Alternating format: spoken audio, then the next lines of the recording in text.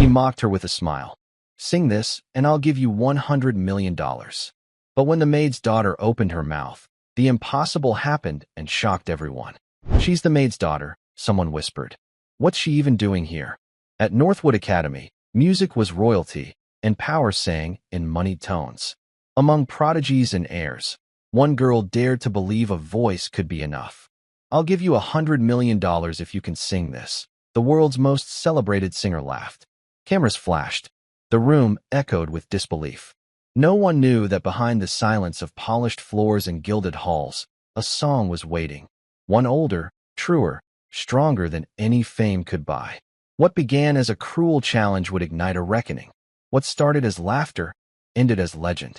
This is the story of how a forgotten voice rose from the shadows of marble floors and changed the meaning of music forever.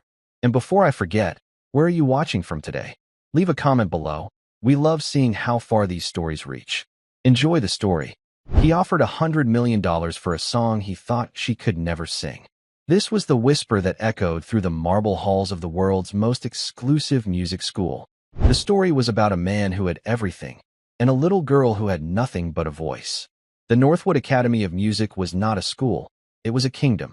Its walls were built from old money and new ambition. Its lawns were manicured with the precision of a surgeon. Sunlight streamed through stained glass windows, painting colored light on floors so polished you could see your reflection. The students who walked these halls were not ordinary children. They were Montgomerys, Vanderbilts, and Changs, the heirs to fortunes and dynasties.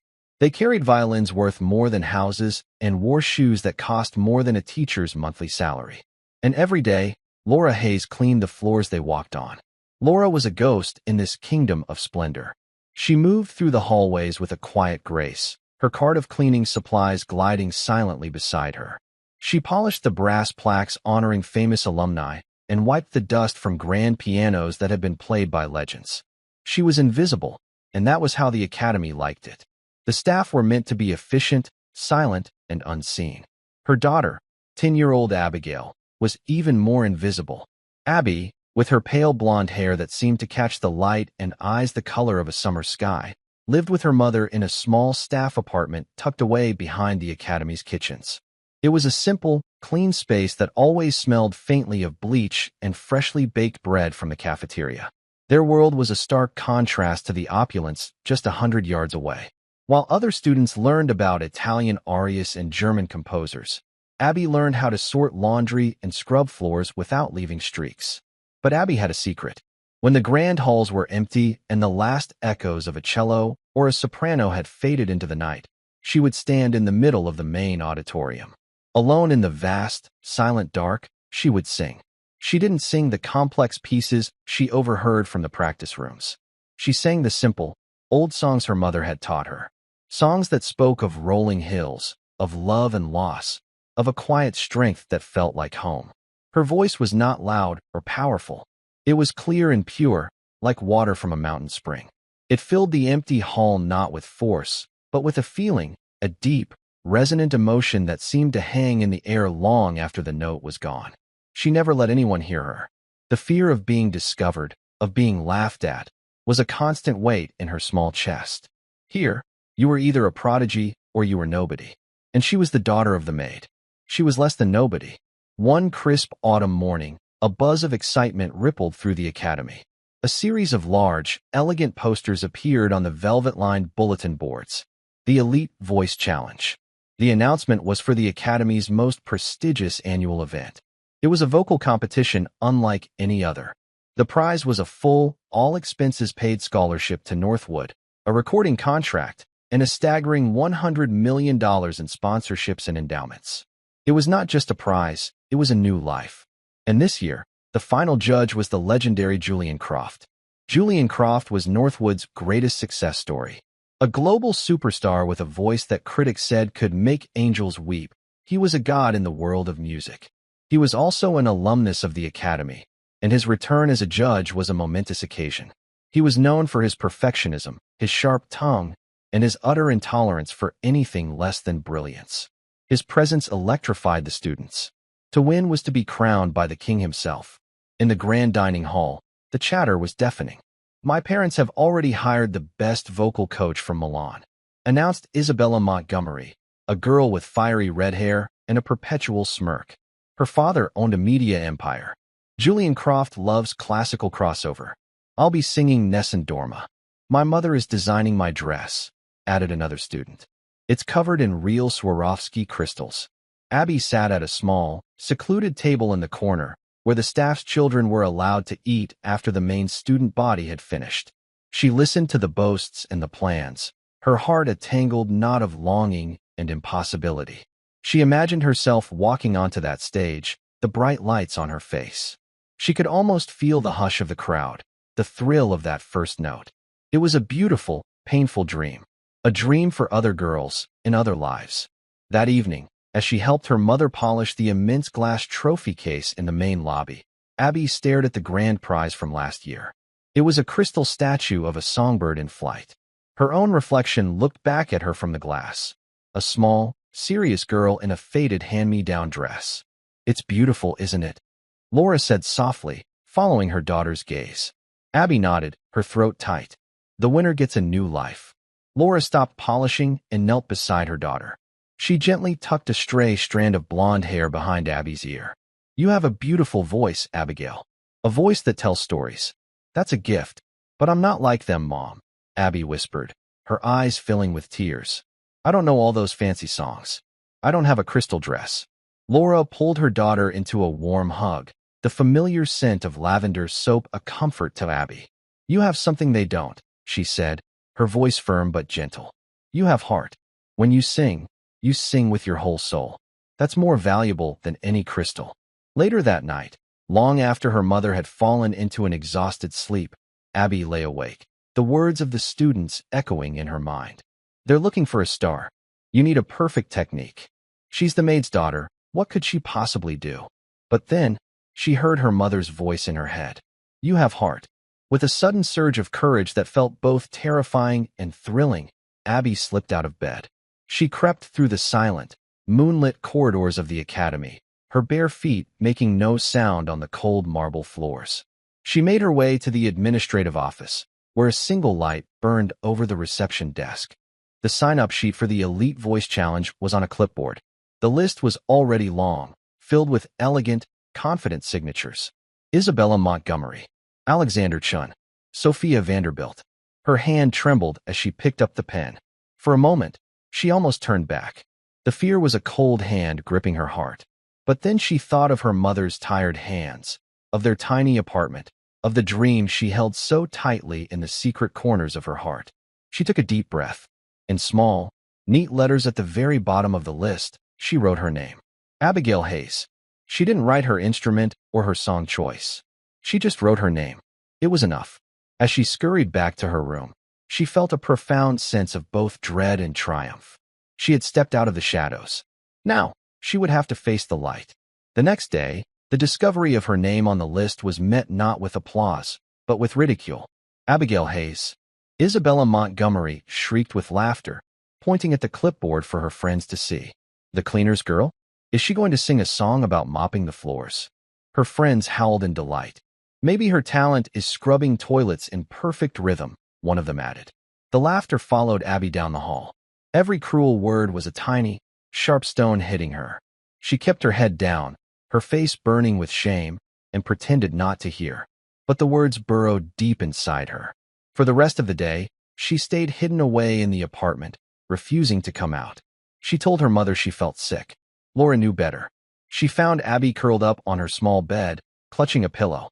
Laura sat down beside her, not saying a word for a long time. She simply rested a hand on Abby's back. They think I'm a joke, Abby mumbled into the pillow. What they think doesn't change the truth of who you are, Laura said softly. Their words are just noise. Your voice is music. She began to hum a simple, haunting melody. It was a song Abby had known her whole life, a lullaby her mother sang to her every night. It was an old song, one her grandfather used to sing. Mom, Abby asked, her voice small. What song is that really? Laura's expression grew distant, a sad, proud light in her eyes. That was your grandfather's song, she explained. He was a soldier a long time ago, a great man. He used to say that this song was a soldier's lullaby. It was a reminder of what he was fighting for home, for peace, for a quiet place to rest. She looked directly into Abby's eyes. He was the bravest man I ever knew, Abby. And he never, ever let anyone tell him who he was or what he was worth. That bravery is in your blood. Don't you ever forget it. That night, Abby didn't just hear the song. She felt it. She felt the courage of the man she'd never met. She thought about his bravery and her mother's quiet, tireless strength. She realized her mother was a warrior, too, fighting her own battles every day with a mop and a bucket and an unbreakable spirit. The preliminary auditions were held a week later in one of the smaller recital halls. It was not the grand auditorium, but it was still intimidating. The room had dark wood paneling and a row of stern-faced preliminary judges, 3 of the Academy's senior music teachers. The students who went before Abby were a parade of polished perfection. They had backing tracks on expensive devices. They had perfectly rehearsed movements. Isabella Montgomery performed her Italian aria with technical flawlessness, hitting every high note with piercing accuracy. The judges nodded, impressed, making notes on their pads. When the stage manager called, Abigail Hayes, a few snickers rippled through the waiting area. Abby walked onto the stage. She wore a simple white dress her mother had sewn for her from an old tablecloth. It was clean and neat, but next to the designer outfits of the other contestants, it looked like a pauper's gown. Her hands were cold and clammy. Her heart hammered against her ribs. She stood in the center of the stage, a tiny, solitary figure. "Do you have a backing track, dear?" asked one of the judges, a woman with severe-looking glasses. "No, ma'am," Abby said, her voice barely a whisper. "I'll be singing a cappella." The judge sighed, a look of impatience on her face. Another judge looked at his watch. They were already behind schedule. Abby closed her eyes, shutting out the skeptical faces and the intimidating room. She took a deep breath and thought of her mother. She thought of the grandfather she never knew. She thought of his song. And then she began to sing. The sun sinks low behind the hill. It was just her voice. No piano, no orchestra, no grand production. It was raw, unadorned, and utterly sincere. The melody of the soldier's lullaby filled the room. It wasn't a performance. It was a prayer. Her voice didn't soar to the rafters like Isabella's had. Instead, it reached out to each person in the room, a gentle, insistent touch on the heart. It spoke of weariness and hope, of fear and courage. The room, which had been restless moments before, fell completely still. The judge who had been looking at his watch slowly put his arm down. The woman with the severe glasses lowered her pen. They weren't just listening to a song. They were feeling a story. They saw the images her voice painted, a soldier far from home, a mother humming to her child, the quiet promise of a new day. When the final note faded into silence, no one spoke. The quiet was profound, heavy with unspoken emotion.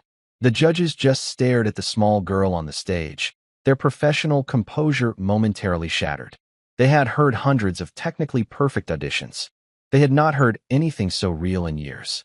Finally, the head judge cleared his throat. He looked down at his notes, then back up at Abby, his eyes holding a new respect. "Thank you, Abigail," he said, his voice softer than before. "You may go." As Abby walked off the stage, she heard Isabella whisper to her friend, "What was that? Some boring old folk song? The judges must be going deaf." But Abby didn't care. For the first time, she hadn't been singing for them. She had been singing for herself. The list of semifinalists was posted the next morning. Abby scanned the names, her heart pounding. And there, at the very bottom, was her own. Abigail Hayes. She had made it. A small, joyful gasp escaped her lips. Her victory, however, only made her a bigger target. Isabella and her friends were furious. To them, it was an insult that the maid's daughter had advanced while other, more deserving students had been cut. Their bullying became more direct. One afternoon, as Abby was walking through the courtyard, Isabella and 2 of her friends cornered her. "I can't believe they let you through," Isabella sneered, blocking her path. "My father is a major donor to this school. I could have you and your mother thrown out of here with one phone call." "Leave her alone, Isabella," a quiet voice said. They all turned. Leaning against a nearby oak tree was Mr. Henderson, the Academy's old groundskeeper. He was a man of few words, with hands weathered from decades of work and kind, knowing eyes. He held a pair of pruning shears. Isabella scoffed. "And who are you?" The gardener? Stay out of this. I've been working at this academy since before you were born, little miss, Mr. Henderson said, his voice calm but firm. He took a step forward. Long enough to know that talent isn't about the name you carry. It's about the heart you have. He looked pointedly at Isabella. Something money can't buy. Isabella, flustered and angry at being challenged by a staff member, shot him a venomous look before storming off with her friends. Abby looked up at Mr. Henderson, her eyes wide with gratitude. Thank you, she whispered. He gave her a gentle smile. Don't you mind them, little one. Your singing, it reminds me of someone I used to know. A good man. He paused, looking off into the distance. General William Hayes. Your grandfather. Abby's eyes widened. You knew him? I did, Mr. Henderson said, a fond memory playing on his lips. I served under his command a long, long time ago. He was a hero, but he was also a humble man. He used to sing that same song you sang. He told us it kept the fear at bay. It reminded us what we were fighting for. He looked back at Abby, his gaze piercing. You have his spirit in you. Don't let anyone ever dim that light. His words were a shield. They wrapped around Abby, protecting her from the doubt and the fear. She wasn't just the maid's daughter anymore. She was the granddaughter of a hero, and she had his song to sing. The semifinals were a grander affair. They were held in the main auditorium, the same one where Abby used to sing in secret.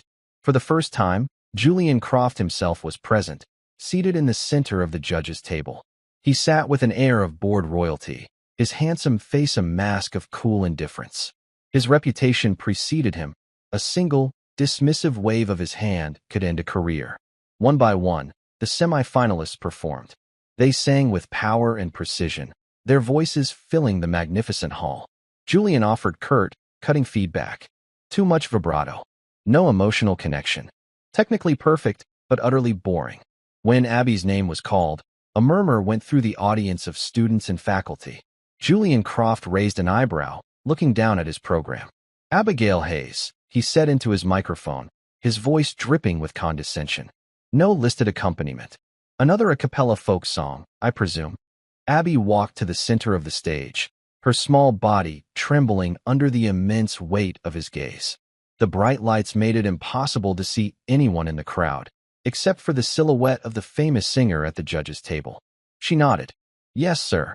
He leaned back in his chair, a smirk playing on his lips. How quaint. Proceed. Abby took a shaky breath and began to sing The Soldier's Lullaby once more. She poured every ounce of her newfound courage into the song. She sang for her mother, for Mr. Henderson, and for the grandfather she carried in her heart. Her voice, pure and unwavering, cut through the tense atmosphere of the auditorium. For a moment, there was that same magical silence. The story in her voice was undeniable. Two of the other judges were visibly moved, their critical facades melting away. But Julian Croft remained impassive. He tapped his pen on the table, his expression one of pure boredom. When she finished, he was the first to speak. Well, he said, his voice amplified throughout the hall. That was sweet. A sweet little song for a sweet little girl. He looked at her, but his eyes were cold and dismissive. This is the Elite Voice Challenge. Miss Hayes, not a campfire sing-along. We are looking for a global superstar, not a history lesson. Your voice has a certain purity, I suppose, but it lacks training, power, and sophistication. It is, in a word, unremarkable. Each word was a physical blow. Abby felt the air leave her lungs. The audience shifted uncomfortably. The cruelty was palpable. She managed to scrape through to the finals, thanks to the passionate defense of the other two judges who argued that her raw emotional connection was a rare gift. But Julian Croft's public dismissal had done its damage. He had marked her as an unworthy charity case. The real confrontation came 2 days later. Abby was in the music library, trying to find a book on breathing techniques, when Isabella and her mother, a formidable woman named Victoria Montgomery, entered. Julian Croft was with them. They were laughing and talking like old friends. Julian, darling, you were absolutely right about that little. What's her name? Victoria said with a dismissive wave of her hand. The maid's daughter. She simply doesn't belong here. Julian Croft smiled. Talent without polish is just noise, Victoria. The girl is a novelty, nothing more. He then turned and saw Abby standing frozen by a bookshelf. His eyes narrowed, but his smile didn't falter. It became even crueler. He walked over to a glass case displaying rare musical artifacts. Inside was an original, handwritten score from a notoriously difficult 18th-century Italian opera. He pointed to the complex cascade of notes on the yellowed parchment. "You see this, little girl?" he said, his voice loud enough for everyone in the library to hear. "This is music. This is art. This requires a lifetime of dedication and training." He turned to her, his smirk widening into a grin of pure arrogance. "Forget your dusty old lullabies," he declared, a theatrical flourish in his voice. "You walk onto that stage at the finals and sing that aria. Sing it perfectly." He paused for dramatic effect, then let out a short, sharp laugh. "Sing this, and I'll give you the $100 million myself." Isabella and her mother roared with laughter. It was a joke, a cruel, public humiliation. He wasn't making an offer. He was making a statement. He was telling her, and the entire world, that she was so far beneath him, so utterly out of her league, that the idea of her succeeding was a laughable fantasy. Abby stood there, unable to move, her face ashen. The laughter of the world's most famous singer echoed in her ears, a sound of mockery and absolute power. In that moment, he hadn't just insulted her voice. He had crushed her soul. Abby didn't run. To run would be to make a sound, to draw more attention. Instead, she simply turned and walked away, each step a monumental effort of will. She kept her back straight and her head high, but she couldn't stop the hot tears that blurred the world into a painful, watery mess. The sound of their laughter followed her, bouncing off the high, vaulted ceilings of the library, chasing her down the long, silent corridors. It was a cruel, echoing sound that seemed to seep into the very stones of the academy. She didn't stop walking until she reached the heavy service door that led to the staff quarters. The moment the door clicked shut behind her, cutting off the polished, opulent world of the academy, her composure crumbled. She collapsed against the cool metal, her body racked with sobs that she choked back, terrified someone might hear. She made it to their small two-room apartment and went straight to her room, a space so tiny that her bed, a small desk, and a wardrobe nearly touched. She curled into a tight ball on her quilt, burying her face in her pillow to muffle the sound of her heartbreak. The dream was over. It had been foolish to ever think she belonged. Julian Croft's laughter wasn't just about a song. It was a judgment on her entire existence. She was the maid's daughter, a speck of dust in a world of gold. He had looked at her and seen nothing of value, and in that moment, she believed him. When Laura came home hours later, the sun had already set. She was bone-tired, her shoulders aching from a long day of scrubbing and polishing. She walked into the apartment, expecting to find Abby practicing or reading, but the main room was dark and silent. A knot of unease tightened in her stomach. "Abby," she called softly. There was no answer. She found her daughter in bed, still in her day clothes, her face pale and tear-stained. The pillow was damp. Laura's heart broke. She knew, without having to ask, that this was about more than just childish sadness. This was a deep wound. She sat on the edge of the bed and gently stroked Abby's hair. "What happened, sweetheart?" Abby's voice was a ragged whisper. "He laughed at me, Mom. In front of everyone. He said I was nothing. He told me to sing some impossible song, and he laughed." Laura listened, her expression slowly changing. The weariness in her eyes was replaced by a fire, a quiet, controlled fury that was more powerful than any shout. She had spent her life being invisible, swallowing her pride, and enduring the casual condescension of the wealthy people she served. She did it all for Abby, to give her a chance at a world that had always been closed to people like them. To hear that the king of that world had used his power to crush her daughter's spirit was an unbearable injustice. When Abby finished her story, hiccuping through the final, humiliating details, Laura stood up. She didn't say, "It's okay," or "Don't listen to him." Instead, she walked over to a small wooden chest at the foot of her own bed. It was old and plain, but it was the one thing she treasured most in the world. She opened the lid. The scent of cedar and old paper filled the small room. She reached inside and carefully lifted out a worn leather-bound journal and a small, velvet-covered box. "Come here, Abigail," she said, her voice devoid of its usual softness. It was strong, resonant. "Sit down. There are some things you need to know." Abby slowly sat up, wiping her eyes. Laura sat beside her on the bed and opened the journal. The pages were filled with elegant, faded handwriting. "This was your grandfather's," Laura began. "William Hayes was not born a general. He was born in a dusty town in Oklahoma, the son of a sharecropper. He had nothing, less than we have now. When he was a boy, people looked at his patched-up clothes and his empty pockets, and they saw nothing, just like Mr. Croft looked at you today." She turned a page, showing Abby a pressed four-leaf clover tucked between the pages. "But your grandfather knew his worth wasn't in his wallet. It was in his character. He joined the army with nothing but a desire to be part of something bigger than himself. And he learned that respect isn't given to the loudest voice in the room, but to the steadiest hand and the truest heart." Laura then opened the small velvet box. Inside, resting on faded silk, was a medal. It wasn't shiny or grand.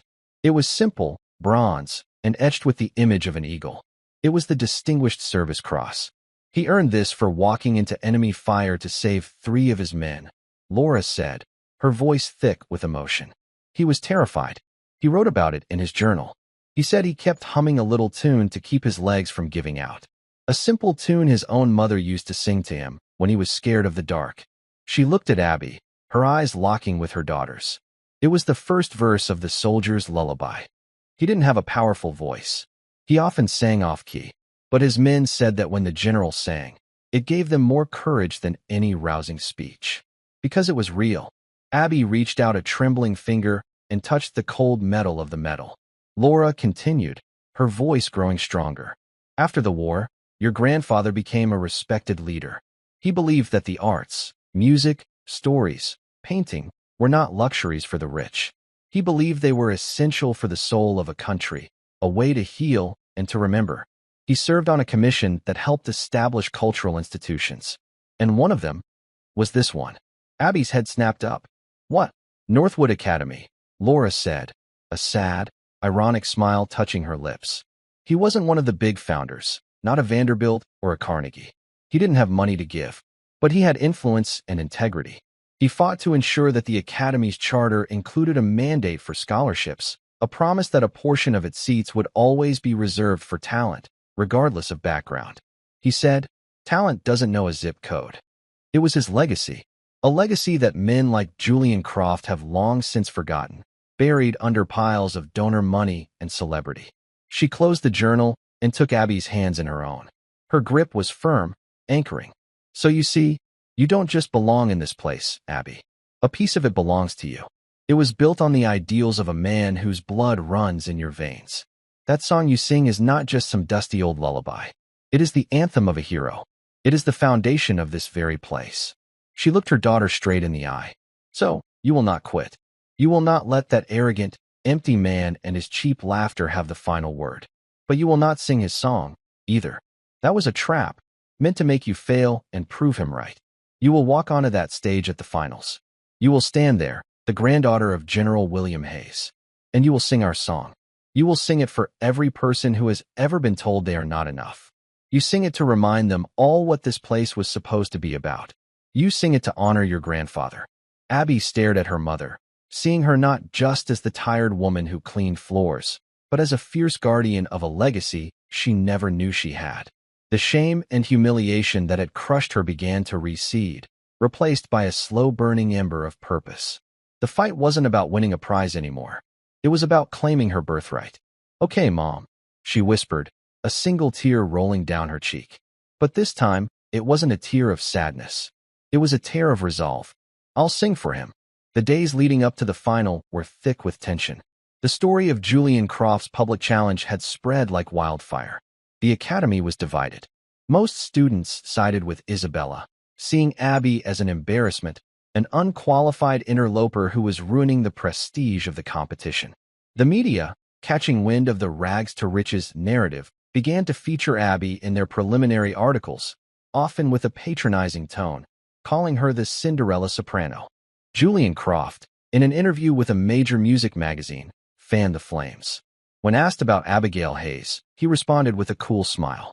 "The competition is about finding the future of music," he said.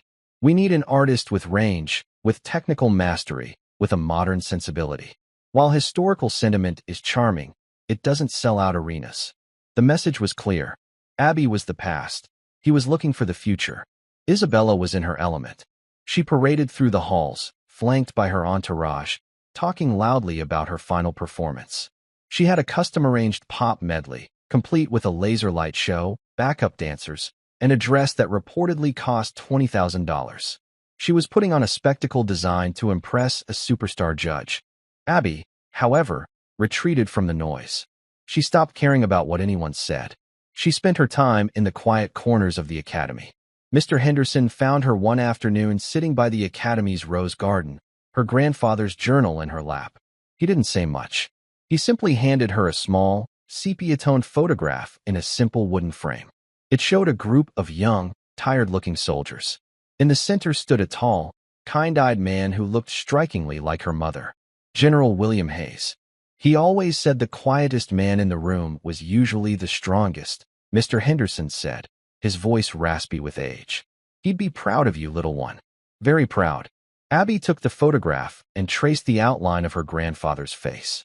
She spent hours reading his journal, absorbing his words about courage, humility, and the simple beauty of a song sung with an honest heart.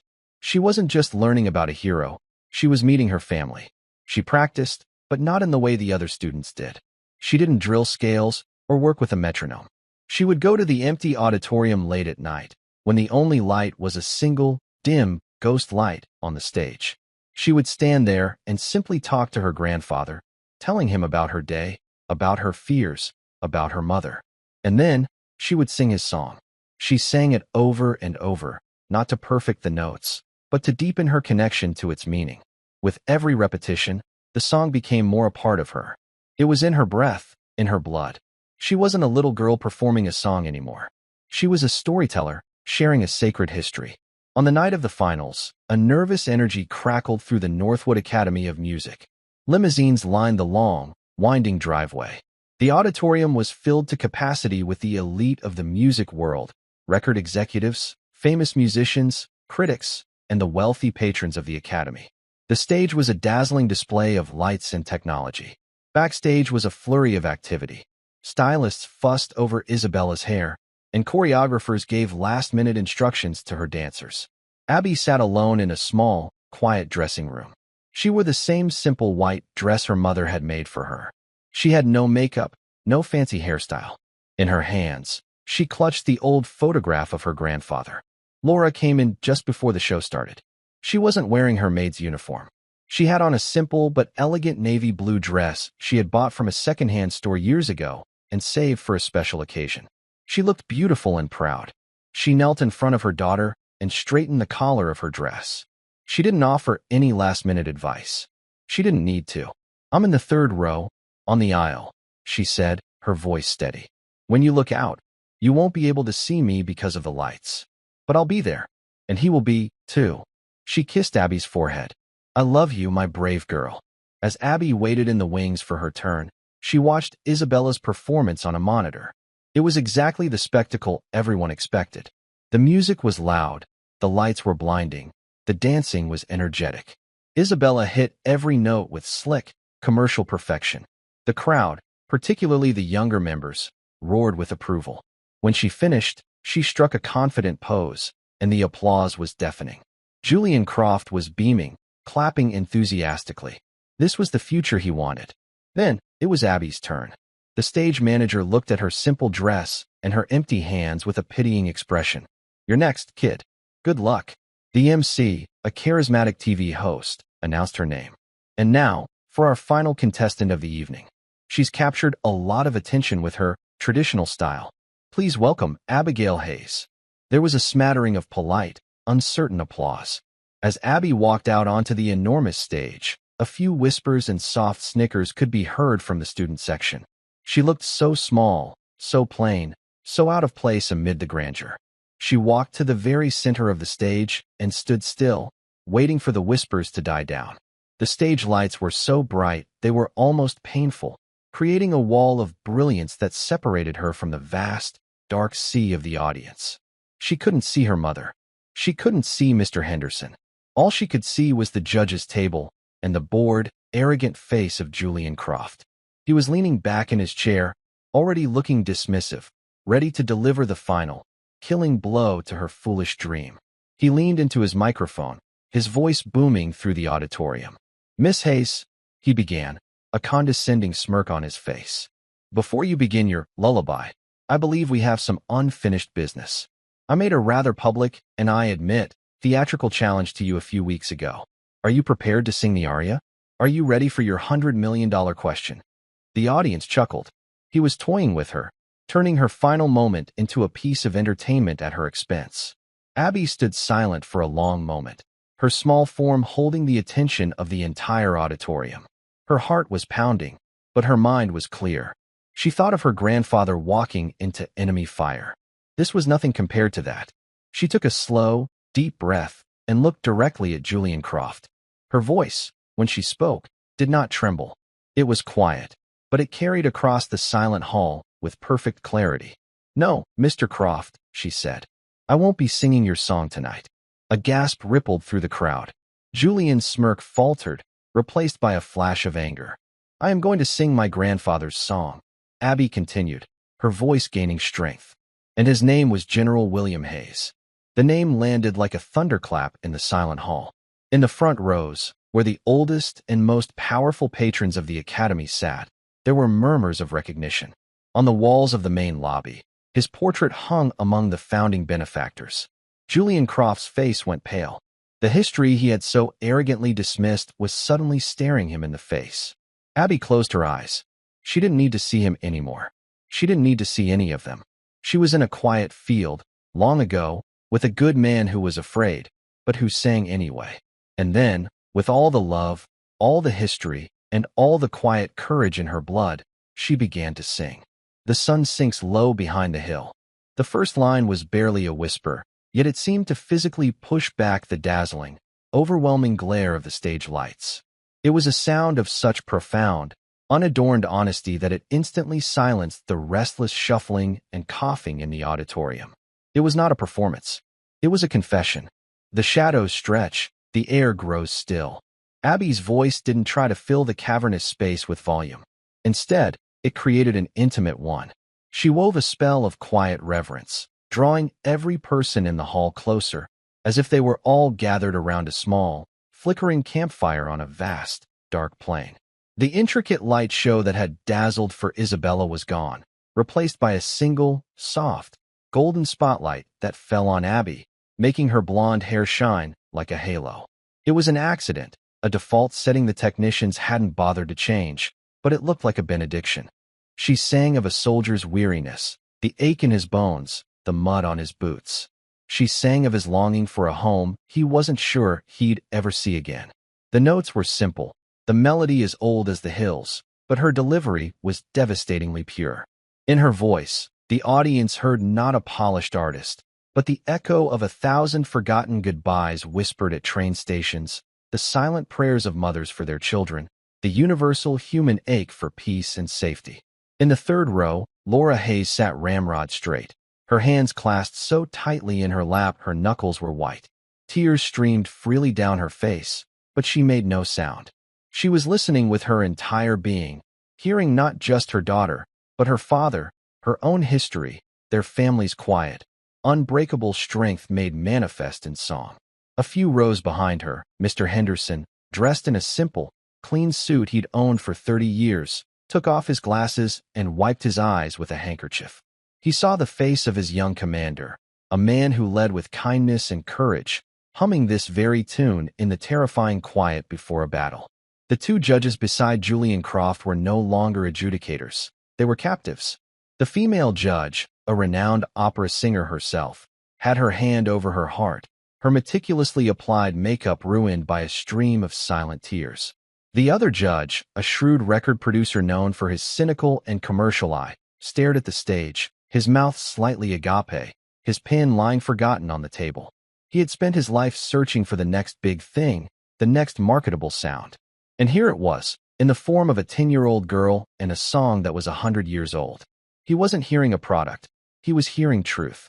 But all of Abby's focus, all the emotional force of her song, was an arrow aimed at one person, Julian Croft. He had started his lean back in his chair, a posture of supreme arrogance and boredom. But as the song progressed, he slowly, almost imperceptibly, began to sit up straighter. His smirk had vanished, his face stripped bare of its practiced, cynical mask. He was no longer Julian Croft, the global superstar. He was Julian Koprowski, the son of Polish immigrants who had scrimped and saved every penny from their work in factories to pay for his first piano lessons. He was the boy who had attended Northwood on a scholarship, terrified and out of place, constantly mocked for his second-hand clothes and his unrefined accent. He remembered the burning shame of it, the desperate, all-consuming hunger to prove them all wrong, to become so rich and so powerful that no one could ever laugh at him again. Abby's song bypassed the fortress of fame and wealth he had built around himself for decades. It spoke directly to the lonely, scared boy inside. It reminded him of the very thing he had sacrificed at the altar of his ambition, authenticity. He had spent his life mastering the art of the perfect sound, but he had forgotten the importance of an honest one. He looked at Abby, this small, fearless girl, and for the first time in years, he felt a profound and sickening shame.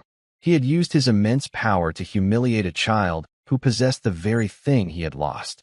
Sleep, my soldier, battles cease. Dream of home, and find your peace. The final notes hung in the air, as delicate and fragile as a spider's thread, yet as strong as steel. They shimmered in the vast silence, holding thousands of people in a shared, breathless moment of profound emotion. Abby lowered her head, her part of the story told. For a full 10 seconds, there was absolute silence. Not the awkward silence of confusion, but the sacred silence of a congregation after a prayer. It was a silence so complete, so heavy with feeling, that no one dared to break it. Then, from the third row, a single person began to clap. It was Laura Hayes, rising slowly to her feet, her face a beautiful, tear-streaked mask of love and pride. Her solitary applause echoed in the stillness. Then another person stood, and another. Mr. Henderson, the judge who was a producer, a famous rock star in the fifth row, a hardened music critic who hadn't given a standing ovation in a decade. Within moments, the entire auditorium was on its feet. The applause that erupted was not the polite, enthusiastic clapping for Isabella. It was a roar.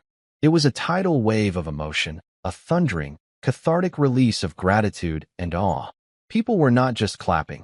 They were cheering, shouting bravo, some openly weeping. They weren't just applauding a song.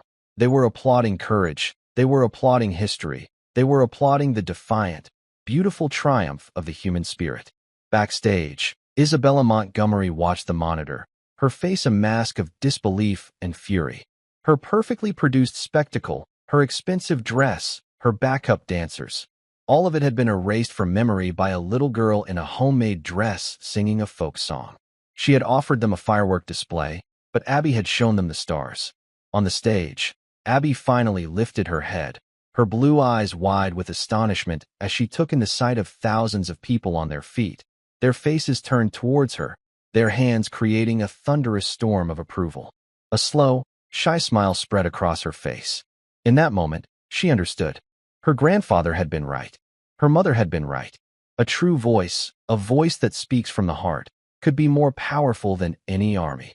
The judges were in chaos. The two moved judges were still on their feet, clapping wildly. Julian Croft, however, remained seated. He was pale, shaken, looking at the small girl on the stage as if seeing a ghost. The roar of the crowd was a judgment on him, and he knew it. Finally, the MC came back on stage, his own professional composure rattled. He had to shout to be heard over the din. Let's hear it for Abigail Hayes. Wow. Just wow. It took several minutes for the applause to die down. When a semblance of order was restored, the three judges were huddled together, talking in urgent, hushed tones. The camera zoomed in on their faces. Julian was shaking his head, arguing, but the other two were resolute, their expressions firm. The producer judge pointed a finger at the audience, then back at the stage, as if to say, "Are you blind?" The people have already decided. After a tense, televised deliberation that felt like an eternity, they broke apart. The MC walked to the center of the stage, a golden envelope in his hand. "Ladies and gentlemen, the judges have reached a verdict," he announced, his voice filled with drama. "This year's winner of the Elite Voice Challenge, the recipient of a full scholarship to Northwood Academy and $100 million in sponsorships, is... He paused, opening the envelope. The auditorium held its collective breath. Abigail Hayes. The explosion of sound was even greater than before. Confetti cannons erupted, showering the stage in glittering gold and silver. Abby stood frozen, the words not quite registering. It was impossible. It couldn't be real. Laura Hayes let out a sob of pure joy, collapsing back into her seat, her body trembling. But then, the MC held up a hand. Wait, ladies and gentlemen, there's more. The judges have made a second, unprecedented announcement. He read from another card. Due to his conduct during this competition, which the board of Northwood Academy has deemed to be contrary to the founding principles of this institution, principles championed by one of our forgotten founders, General William Hayes, Mr. Julian Croft has been asked to step down from his position as judge and will be severing his official ties with the Academy, effective immediately.